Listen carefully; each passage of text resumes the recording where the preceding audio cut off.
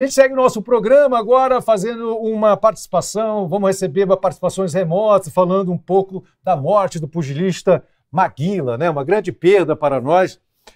Hoje a gente teve a morte do pugilista Maguila, que é uma lenda do boxe brasileiro, né? A gente... uma lenda do boxe brasileiro. Para falar sobre a trajetória do atleta, a gente conversou agora há pouco com o Fernando Tucori, ele é jornalista e biografista do Maguila. Conversamos não, vamos conversar. Tucori, é um prazer ter você aqui, infelizmente num momento tão difícil, assim, você como biógrafo do Maguila, imagino a dor da sua perda. O que o Maguila representa para o pugilismo e para o esporte brasileiro? Cara, oi Casé, tudo bem? Boa tarde, pessoal do Terra. Sinto muito estar aqui para me despedir do Maguila num momento como esse. Eu queria muito, pesquisei bastante a história dele, a história do boxe brasileiro, e adoraria ter podido lançar esse livro com o Maguila do meu lado, para ele saber o quanto o público brasileiro ama o Maguila. Cara, eu não tenho, me desculpa, eu tô devastado aqui. Eu acho que o Maguila é um ídolo brasileiro. Ele é um herói, na palavra mesmo, na concepção mitológica de herói, ele é justamente isso. Ele é um cara que saiu de uma terra distante, enfrentou aventuras, ganhou um novo nome, enfrentou batalhas épicas e conquistou o que ninguém mais conquistaria, um lugar ao sol naquela que foi a última grande fase do boxe mundial, com Mike Tyson, Evander Holyfield, esse que aparece na foto. O Maguila estava lá, nas cabeças. O Maguila estava em segundo lugar do ranking, na época que o primeiro era o Holyfield e o campeão era o Mike Tyson. Ele foi um dos grandes, assim. Naquela época você tinha a seleção brasileira, você tinha o Ayrton Senna e luta do Maguila na TV. Era isso que a gente queria ver. A luta do Maguila, ver como que ele ia ganhar. Fosse por nocaute, era melhor ainda.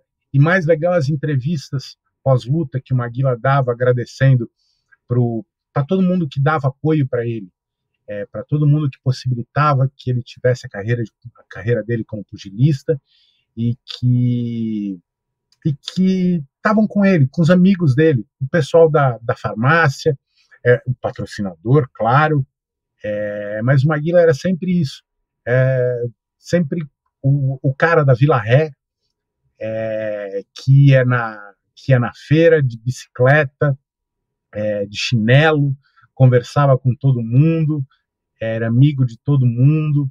Eu perguntei para ele como que você queria ser lembrado, Maguila. Ele falou como um cara que era amigo de todo mundo, que conversava com todo mundo e que era gente como a gente. Que fofo, querido. Você está escrevendo a biografia dele já tem um certo tempo, acho que, e fazendo uma pesquisa bastante aprofundada, coisa de 8, 10 anos e tudo. Como é que era a sua relação com o Maguila e o que você descobriu ao longo desse processo de pesquisa? Cara, eu descobri que a gente sabe muito pouco a respeito do Maguila, a gente sabe muito pouco a respeito da história do boxe brasileiro, e eu tive muita sorte, porque eu tive meu primeiro contato para o livro mesmo, com o Maguila, em 2017, quando ele tinha saído de uma sequência de internações sucessivas em que se acertou clinicamente o diagnóstico dele, e ele passou a ser tratado corretamente para a doença que ele tinha, que não era Alzheimer, era encefalopatia traumática crônica. E eu tive a oportunidade de conversar com o Maguila durante bastante tempo, enquanto as memórias dele iam voltando. Então ele contava a história dos irmãos em Aracaju, ele falou muito do pai dele, José Targino, falou muito da mãe dele, Dona Jolinda. Cara, foi uma coisa que eu posso dizer agora de coração, assim, que se eu não tivesse feito, a gente teria perdido essa história. A gente estaria sabendo a história do Maguila como se ela tivesse sido contada e meio inventada por inteligência artificial, e que não chega nem perto do quanto ela foi fantástica. O quanto ela foi, ao mesmo tempo, engraçada, dura, difícil, muito difícil, e as várias facetas que acompanharam o Maguila durante toda a trajetória dele.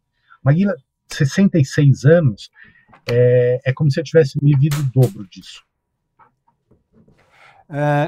Tucori, você citou aí essa debilidade, né, que o Maguila teve. Você falou encefalopatia traumática crônica, provavelmente em função das pancadas sofridas, né, da própria luta do boxe, né? Assim, o Maguila era um vencedor, mas ainda assim ele participou de mais de 80 lutas, se não me engano, ganhou a grande maioria, perdeu acho que 7 ou 8. Mas o boxe é um esporte muito difícil, que cobra uma conta logo, né? Assim, você acredita que isso está mudando assim para os novos boxeadores, ou isso é um problema que ainda está para ser equacionado nesse esporte? Isso historicamente vem mudando. O boxe é um esporte muito antigo. Essas regras que a gente usa hoje, elas foram criadas em 1865, as regras do Marquês de Queensberry. O que está se notando hoje em dia é que os juízes estão mais atentos, eles estão parando as lutas, quando eles percebem que o lutador está correndo risco ali em cima, mas é muito difícil você convencer um lutador de que é a hora de parar. Eu entrevistei para o livro o George Foreman, que foi também adversário do Maguila, lutou com Muhammad Ali, foi um dos grandes pugilistas de todos os tempos, talvez o que bate mais forte de todos eles. E ele falou que ele já tinha pensado que poderia parar. Ele que voltou. Ele teve uma carreira, ficou 10 anos afastado, voltou e foi contemporâneo do Maguila naquela época. É muito difícil para um lutador de boxe parar de lutar, porque ele não tem, e isso vem sendo discutido de diversas maneiras. Eu posso citar um exemplo, que é o Johnny Nelson, que foi adversário do Maguila quando ele foi campeão mundial pela Federação Mundial de Boxe em agosto de 95. Esse cara, hoje ele é o maior comentarista de boxe na Sky britânica, ele é inglês, né? E ele criou uma entidade que presta auxílio no pós-carreira de lutadores de boxe, porque ele percebeu, por exemplo, que colegas dele paravam de lutar e não sabiam exatamente o que fazer. Se ele for um pouquinho mais articulado, ele vai conseguir dar aula de boxe aqui. Se ele não for, ele vai ser segurança de casa noturna. Que mais que dá para o cara fazer? Entendeu? E aí ele está lá na Inglaterra fazendo isso. E também tem o lance da saúde mental do pugilista, né? Porque o pugilista, quando ele para de lutar, é quase inevitável que ele entre em depressão, o que é complicado, porque a depressão também é um sintoma da encefalopatia traumática crônica. Então você não sabe o que é doença e o que é sensação, e no fundo você precisa cuidar das duas coisas, entendeu? Tem inclusive o Eduardo Reis, que foi pupilo do Maguila no projeto social do Instituto Maguila, que agora, nos últimos tempos, a esposa dele, a Irani, vem respondendo pelo projeto. Ele criou um Boxeando pela Saúde Mental, justamente para prestar esse auxílio.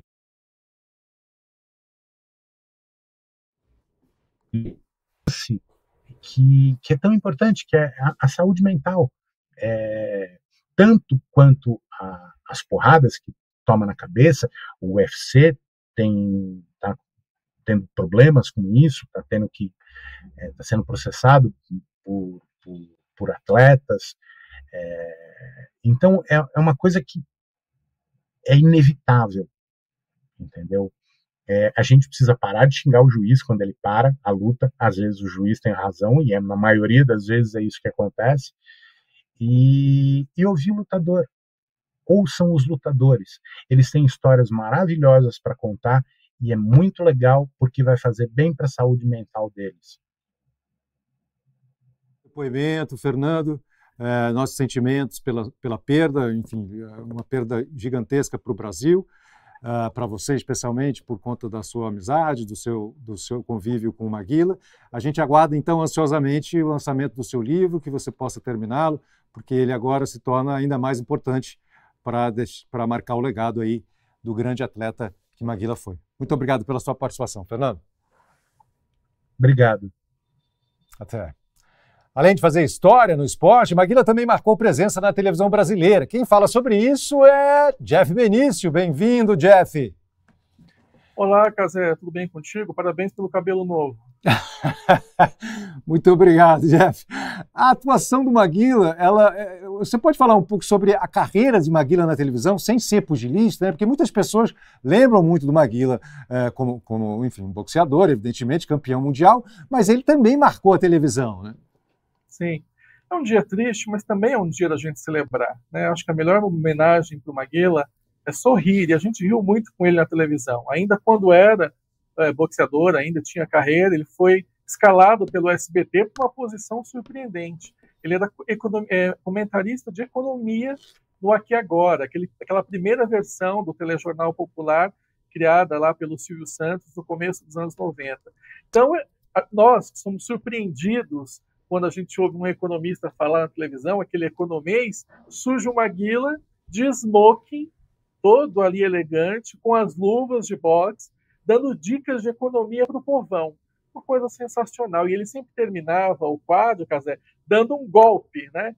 Que era uma marca registrada dessa participação do Maguila no Aqui Agora. Um outro momento especial dele foi no show do Tom, humorístico apresentado pelo Tom Cavalcante na Record. Ali ele deitava e rolava, não precisava de roteiro, ele não seguia script.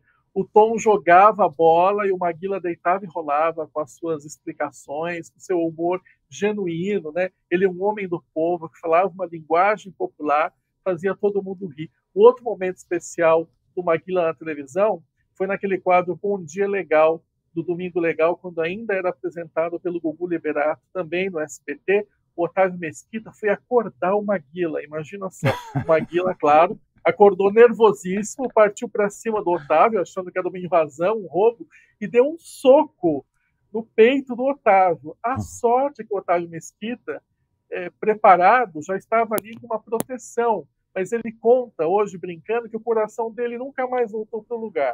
Olha só que coisa fantástica do Otávio. E aí tem outros momentos do Maguila, por exemplo, no Carnaval, ele desfilou pela Vai Vai, ele foi tema de uma escola pequena, chamada Me Chama Que Eu Vou, um desfile em 2021. Ele também foi cantor de samba, ele era muito ligado aos sambistas, aos pagodeiros, chegou a lançar um CD chamado Vida de Campeão, em 2009. E uma coisa interessante, Cazé, que eu pesquisei, que a primeira ligação do Maguila com televisão aconteceu ainda em Sergipe, quando ele, um menino muito pobre, ia na casa de um tio que tinha condições melhores e tinha televisão, e ele assistia na antiga TV Tupi as transmissões das partidas de boxe.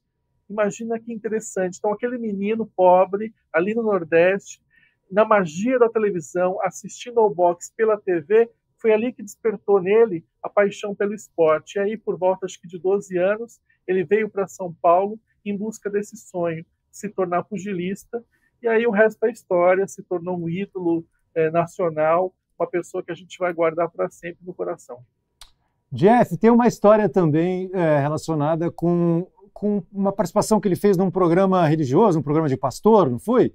Verdade, é verdade. Isso também lá nos anos 90, ele participou do extinto programa 25ª Hora, na Record, um programa nas madrugadas que era apresentado por pastores. E aí um pastor fez uma provocação. Eu acho que ele imaginou uma resposta, o Maguila deu outra. Ele perguntou ao Maguila, e homossexualismo? Ele usou ainda esse termo errado, né? Que o termo correto é homossexualidade. Maguila, e o homossexualismo? Você acha que é doença? E aí, nosso campeão surpreendeu os pastores que estavam ali no estúdio e disse, não. Na minha visão, o homossexualismo, de novo, ele usou o termo errado, mas também porque era um homem popular, não tinha ainda o conhecimento na época, não é uma doença. Toda criatura que Deus põe na terra, a gente precisa respeitar. E ele fala algo muito interessante. Ele fala, o homossexualismo é um dom que o homem tem de se relacionar com outro homem. Nunca ninguém esperaria o Maguila defender os gays numa emissora evangélica na frente de pastores. Foi um momento realmente inesquecível. Quem quiser pode pesquisar no YouTube ou lá no TikTok, que tem esse corte, Cazé. Sensacional. E depois de uma vida assim com bastante exposição, né, ele passou os últimos anos bastante reservado. Como é que você vê essa transição assim na vida dele, pública? Eu acho isso muito positivo da parte da família, especialmente da mulher, a Irani, que esteve sempre ao lado do Maguila. E eles preservaram o Maguila nos seus últimos 7 anos de vida, que foram 7 anos difíceis, dramáticos, né, em que a doença se progrediu rapidamente. E ele fez aparições pontuais e sempre feliz. A gente notava que ele estava consciente e ele estava alegre de participar daquelas eventuais entrevistas. Mas a família, ao contrário de famílias de outros artistas e outros esportistas que fizeram super exposição do seu ente querido, às vezes só para aparecer, para querer fama ou para querer monetizar aquele momento em troca de um cachê de televisão, a família do Maguila não. Ela soube respeitar a doença do Maguila, respeitar o momento que ele vivia, e realmente ele só fez pequenas aparições quando estava bem. Naqueles piores momentos da doença, dos sintomas, ele foi preservado. Isso é um ponto muito positivo, e eu repito aqui, tem muito a ver com a postura da Irani, uma mulher guerreira que esteve o tempo todo, nos bons e maus momentos, ao lado do Maguila, Cazé. Perfeito. Jeff, muito obrigado pela sua participação aqui, querido. Um abraço. Até a próxima, querido. Um abraço.